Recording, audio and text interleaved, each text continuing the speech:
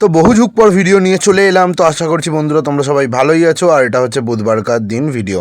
তো বুধবার দিনটা কিভাবে কাটালাম সেটা তোমাদের সাথে অবশ্যই শেয়ার করব। তো দেখতেই পাচ্ছ আমি এখন রয়েছি মা ফ্লাইওভারে।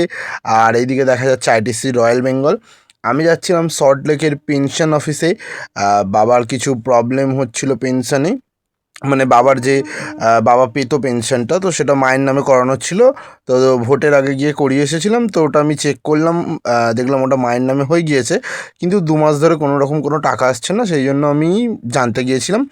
আর তোমাদের তো জানানো হয়নি, মায়ের হচ্ছে অপারেশন হয়েছে, 1 মাস হয়ে গেছে, আর 1 মাস তো আমি কোনো ভিডিওই দিতে পারিনি। মা এখন মোটামুটি ঠিকঠাক আছে, মা কাজেও বেরোচ্ছে। পরের ভিডিওতে তোমাদের সাথে দেখানোর চেষ্টা করব। তো আমি পৌঁছে গিয়েছিলাম ইপিএফওর অফিসে, এই যে দেখতেই পাচ্ছ।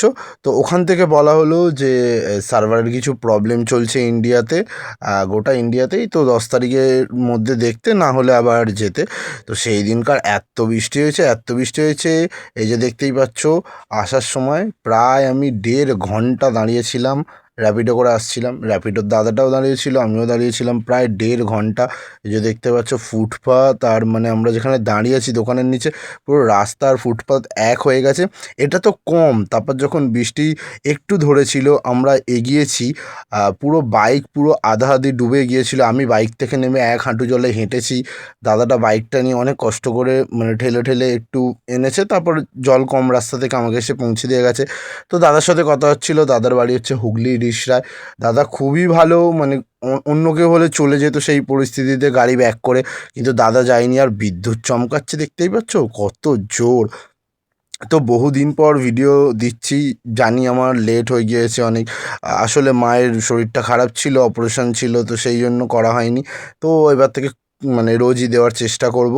আর মা তো তাও আমাকে বকছে যে না ভিডিও কর ভিডিও কর, তো আমারই করা হচ্ছে না।